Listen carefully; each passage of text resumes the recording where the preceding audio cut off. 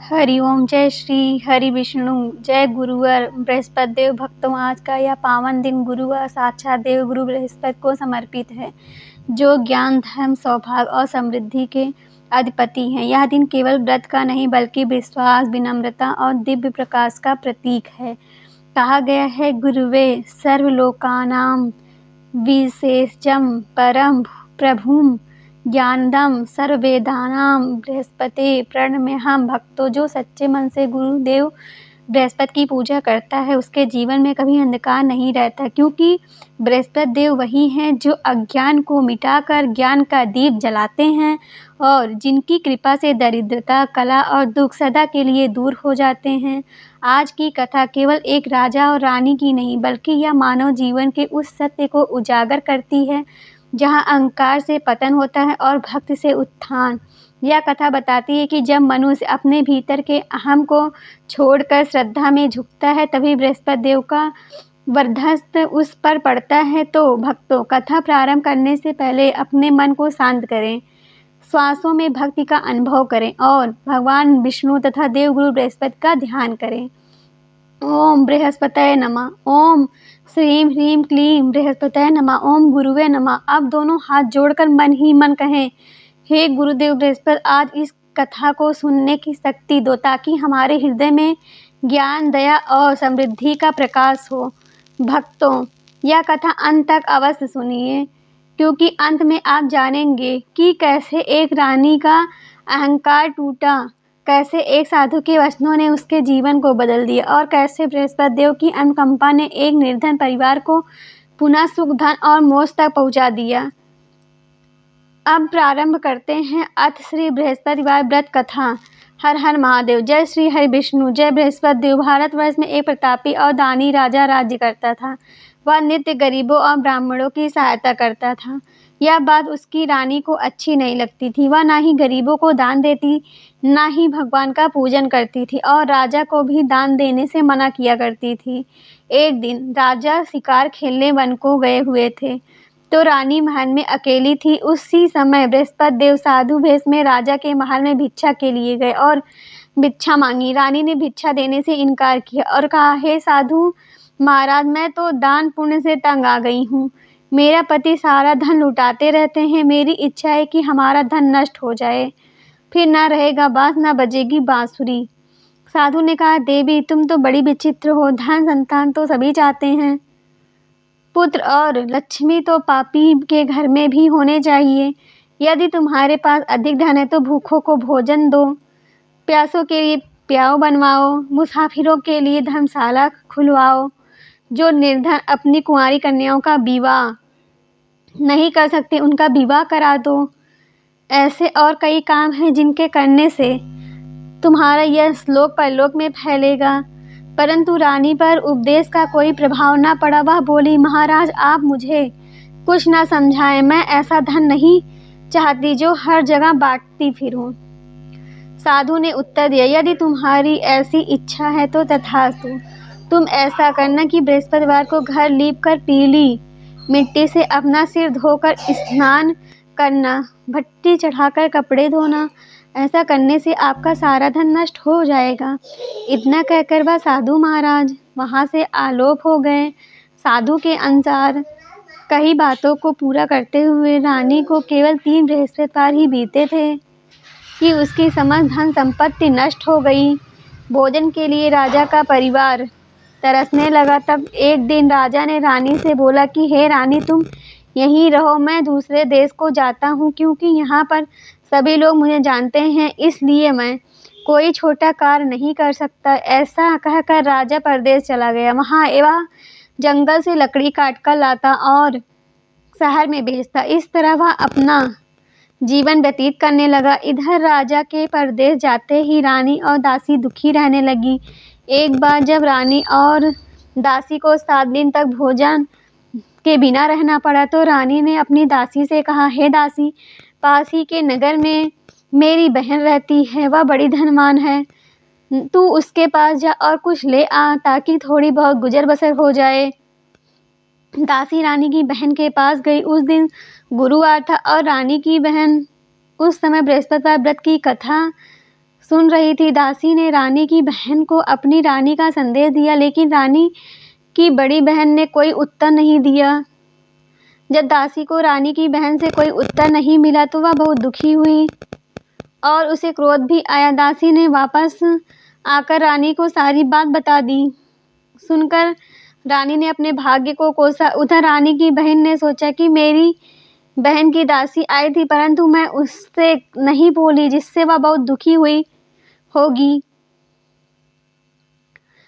कथा सुनकर और पूजन समाप्त करके वह अपनी बहन के घर आई और कहने लगी, हे बहन, मैं बृहस्पतिवार का व्रत कर रही थी। तुम्हारी दासी मेरे घर आई थी, परंतु जब तक कथा समाप्त होती तब तक ना उठते हैं और ना ही बोलते हैं, इसीलिए मैं नहीं बोली। कहो दासी, ये तुम क्यों गई थी? रानी बोली, बहन, तुमसे क्या छिपाऊं, हमारे घर में खाने तक को अनाज नहीं था। ऐसा कहते कहते रानी की आंखें भर आई। अपनी दासी समेत पिछले 7 दिनों से भूखे रहने तक की बात अपनी बहन को विस्तार पूर्वक सुना दी। रानी की बहन बोली, देखो बहन, भगवान बृहस्पति देव सबकी मनोकामना को पूर्ण करते हैं। देखो, शायद तुम्हारे घर में अनाज रखा हो।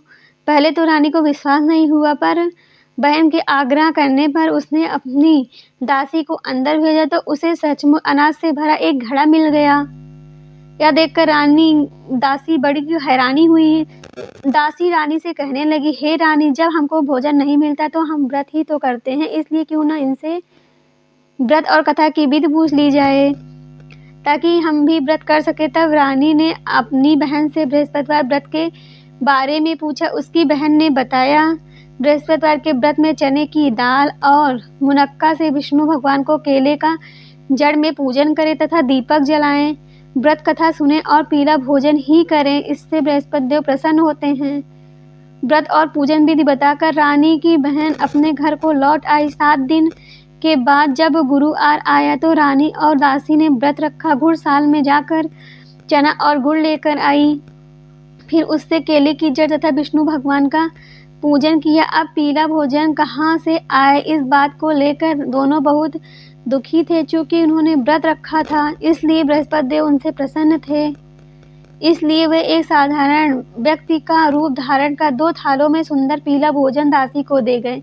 भोजन पाकर दासी प्रसन्न हुई और फिर रानी के साथ मिलकर भोजन ग्रहण किया। उसे बाद वे सभी गुरुवार को व्रत और पूजन करने लगी। बृहस्पति भगवान की कृपा से उनके पास फिर से धन संपत्ति आ गई, परंतु रानी फिर से पहले की तरह आलस्य करने लगी। तब दासी बोली, देखो रानी, तुम पहले भी इस प्रकार आलस्य करती थी, तुम्हें धन रखने में एक कष्ट होता था, इस कारण सभी धन नष्ट हो गए, और अब जब भगवान बृहस्पति की कृपा से धन मिला है तो तुम्हें फिर से आलस्य होता है। रानी को समझाते हुए दासी कहती है कि बड़ी मुसीबतों के बाद हमने यह धन पाया है, इसलिए हमें दान पुण्य करना चाहिए, भूखे मनुष्यों को भोजन कराना चाहिए और धन को शुभ कार्यों में खर्च करना चाहिए, जिससे तुम्हारे कुल का यश बढ़ेगा, स्वर्ग की प्राप्ति होगी और पितृ प्रसन्न होंगे। दासी की बात मानकर रानी अपना धन शुभ कार्यों में खर्च करने लगी, जिससे पूरे नगर में उसका यश फैलने लगा। बृहस्पतिवार व्रत कथा के बाद श्रद्धा के साथ आरती की जानी चाहिए। इसके बाद प्रसाद बांटकर उसे ग्रहण करना चाहिए। एक दिन राजा दुखी होकर जंगल में एक पेड़ के नीचे आसन जमाकर बैठ गया। वह अपनी दशा को याद करके व्याकुल होने लगा। बृहस्पतिवार का दिन था। एकाएक उसने देखा कि निर्जन वन में एक साधु प्रकट हुआ। वह साधु भेष में स्वयं बृहस्पति देव थे। लकड़हारे के सामने आकर बोले, हे लकड़हारे, इस सुनसान जंगल में तू चिंता मग्न क्यों बैठा है? लकड़हारे ने दोनों हाथ जोड़कर प्रणाम किया और उत्तर दिया, महात्मा जी, आप सब कुछ जानते हैं, मैं क्या कहूँ?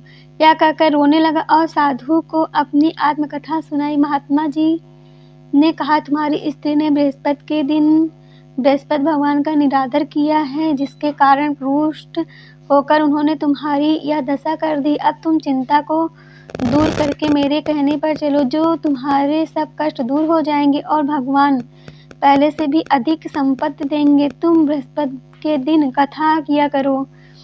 2 पैसे के चने मुनक्के लाकर उसका प्रसाद बनाओ और शुद्ध जल से लोटे में शक्कर मिलाकर अमृत तैयार करो। कथा के पश्चात अपने सारे परिवार और सुनने वाले प्रेमियों में अमृत व प्रसाद बांटकर आप ग्रहण भी करो।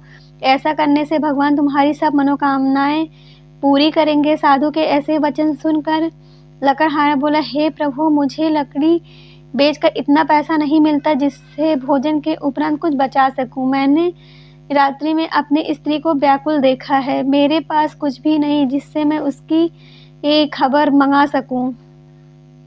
साधु ने कहा, हे लकड़हारे, तुम किसी बात की चिंता मत करो। बृहस्पति के दिन तुम रोजाना की तरह लकड़ियां लेकर शहर को जाओ। तुमको रोज से दुगना धन प्राप्त होगा जिससे तुम भली भांति भोजन कर लोगे तथा बृहस्पति देव की पूजा का सामान भी आ जाएगा। इतना कहकर साधु अंतर्ध्यान हो गया।